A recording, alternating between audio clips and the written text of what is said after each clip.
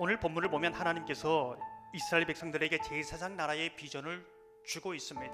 이 제사장 나라의 비전을 우리의 삶 속에서 어떻게 실현해 갈 것인가, 그것을 위해서 십계명을 주고 있는 것이지요. 십계명은 오래된 전유물이 아니라 오늘도 진리의 말씀으로 역사하는 말씀이라는 것이지요. 우리의 신앙생활이 우리의 삶에 뿌리 내리지 않는다면 균형을 이룰 수 없다는 것이지요. 하나님이 직접 써서 주신 말씀, 그 말씀의 첫 마디가 무엇인가? 오늘 말씀을 보면 이 모든 말씀으로 라고 말씀하고 있습니다. 인생의 모든 자유의 길이 여기에 있고, 행복의 길이 여기에 있고, 생명의 길이 여기에 있고, 복된 길이 여기에 있다. 하나님이 직접 말씀하고 계십니다. 우리는 오늘 말씀을 보면서 이 십계명이 과연 그렇다면 언제 주어지고 있는가, 이곳에 주목하고 있습니다. 언제 주어지고 있습니까? 십계명은 이스라엘 백성들이 이집트에서 구원받은 이후에 주어지고 있습니다. 십계명은 구원을 받기 위해서 우리가 열심히 행해야 되는 하나님의 말씀이 아니라는 것이지요. 구원받은 백성으로, 감격으로, 자유의 법으로, 사랑의 법으로, 은혜의 법으로 이 말씀을 순종해 가야 한다는 것입니다. 이 순서가 뒤바뀌면 신앙이 성립되지 않습니다. 종교생활이 되는 것이죠. 신약 성경에 보면 이 순서가 바뀐 대표적인 사람이 바리새인과 서기관입니다. 구원받기 위해 아주 열심히 철저하게 하나님의 말씀을 지킵니다. 이 순서가 바뀌면 어떤 문제가 생깁니까? 하나님의 의가 아니라 나의 의가 생깁니다. 나의 의라는 것은 비교의식이라는 아내와 함께 살아갑니다. 이 비교의식이라는 것은 판단과 정죄라는 자녀들과 함께 살아갑니다. 내 의를 기준으로 다른 사람을 판단하고 정죄합니다. 사랑으로 시작된 법이 미움이 되고, 자유로 시작하는 법이 모든 것을 구속하는, 매기하는 그런 법으로 바뀌어지는 것이죠. 왜 그렇습니까? 순서가 바뀌었기 때문에 그렇죠. 오늘 본문을 계속해서 보면 십계명의 첫 번째 계명은 무엇인가? 이 말씀을 하십니다. 첫 계명이 나 외에는, 성경 우리에게 질문을 던지고 있습니다. 하나님이 아니어도 정말 행복한 길이 있는가? 하나님이 아니어도 정말 복된 인생을 살 수 있는가? 현대인들은 돈이 신이 되어버렸습니다. 돈이 있느냐 없느냐가 모든 것을 결정하는 기준이 된 것이죠. 성공이 신이 되었습니다. 성경할 수만 있다면 이보다 더 멋있는 삶이 있는가? 하나님 위에 있는 것이죠. 사람이 신이 되었습니다. 유명한 사람, 많이 배우는 사람, 그 사람이 말한 것이면 성경보다 더 위대하게 보입니다. 성경 위에 있는 것이지요. 사람을 하나님보다 더 의식하고 사람을 하나님보다 더 의지합니다.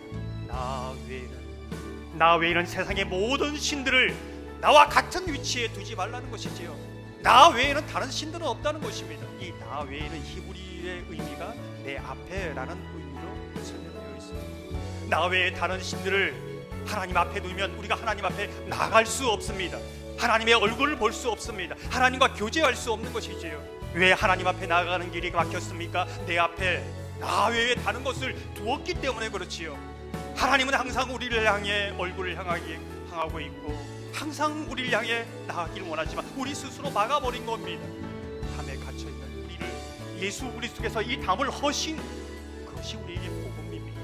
오늘 본문을 보면서 하나님 앞에 나가는 그것을 막는 그 우상의 실체는 무엇인가? 1국 9절을 보면 너를 위하여 만든다, 이 부분을 강조하고 있습니다. 우상이라는 것은 하나님 만드는 것이 아닙니다. 나를 위하여, 내 자신을 위하여 내가 만든 것이다, 이렇게 말하고 있습니다. 나의 욕심과 욕망을 따라 내가 만든 것인 것이죠. 종교개혁자 칼빈은 우리 마음은 우상을 만들어내는, 수천수만의 우상을 만들어내는 공장과 같아, 이렇게 말하는 거죠. 그들은 하나님을 예배했고 하나님을 찬송했고 하나님 앞에 절했습니다. 그런데 그 하나님은 성경에서 말씀하시는 하나님이 아니라 내가 스스로 만든 하나님, 내가 나의 소원을 성취해 주는 하나님, 그 하나님 앞에 절하고 있다는 것이지요. 정말 우리가 예배하는 하나님이 성경에 말씀하시는 그 하나님인가? 아니면 내가 원하는 것을 이루어주는 내가 스스로 만든 하나님인가? 이것을 묻고 있는 것입니다. 여기 말씀을 읽은 거 보면 나를 미워하는 자, 이렇게 말합니다. 도대체 이 사랑의 하나님, 좋으신 하나님을 누가 미워하게 되는가? 자신 속에 이러한 우상이 있는 사람이 하나님을 미워하게 된다는 것입니다. 나를 사랑하면 하나님의 생각보다 내 생각이 더 옳다고 보이고 하나님의 생각은 틀려 보입니다. 그래서 하나님을 등지는 것이죠. 하나님이 싫습니다. 하나님을 미워하게 된다는 것이지요. 여러분은 무엇 때문에 하나님을 사랑하고 무엇 때문에 하나님을 원망하고 미워하십니까? 이것을 묻고 있는 것입니다. 오늘 본문을 계속해서 보면 우상을 섬기고 하나님을 미워하게 되면 어떤 현상이 일어나는가? 망령되게 부른다는 것이 무엇입니까? 이 망령된다는 것은 마음도 존중함도 없으면서도 실제와 다르게 거짓되게 행동하는 것이지요. 삶의 뿌리가 없는 것이지요. 그 모든 신앙의 행위가 하나님의 관계 속에서 나오지 않는 게 망령된 것입니다. 그리스도인이지만 그리스도인답게 살지 못하게 하나님께 요기됩니다. 하나님의 뜻을 말하지만 자신이 우상이 되면 하나님을 대적하는 자리에 서게 된다는 것이죠. 오늘 말씀을 계속해서 보면 하나님을 사랑하고 정말 하나님의 말씀을 따라 살기 위해서는 어떤 가장 기본적인 삶, 어디에 기초를 두어야 하는가? 안식일을 기억하여 거룩하게 지키라. 일주일 가운데 가장 이거는 기본적인 삶입니다. 하루를 온전히 하나님 앞에 예배하는데 사용하라는 것이지요. 주일은 하나님께서 정하신 겁니다. 시간과 장소를 구별하신 것입니다. 사람이 어떻게 만든 것이 아닌 것이지요. 그래서 거룩히 지켜야 되는 것이지요.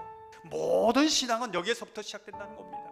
너무 바쁘게 살다 보면 내가 무엇을 위해 달려가는지, 나는 어디에 신앙의 뿌리를 두고 달려가는지, 내가 누구의 은혜로 살아가고 있는지, 누가 누구의 공급하심으로 살아가고 있는지 다 잊어버린다는 것입니다. 그래서 기억해야 한다고 말씀하고 있습니다. 주일 예배는 그것을 늘 기억하고 신앙의 중심과 기초를 잡는 시간이지요. 우리의 신앙의 사람이 어린아이 같이 주님을 사랑함으로 주님의 관계 속에서 반응하는 그러한 삶이 되시기를 소망합니다. 주님 앞에 모든 우상을 걷어내고 막힘이 없는 활짝 열린 인생이 되기를 소망합니다.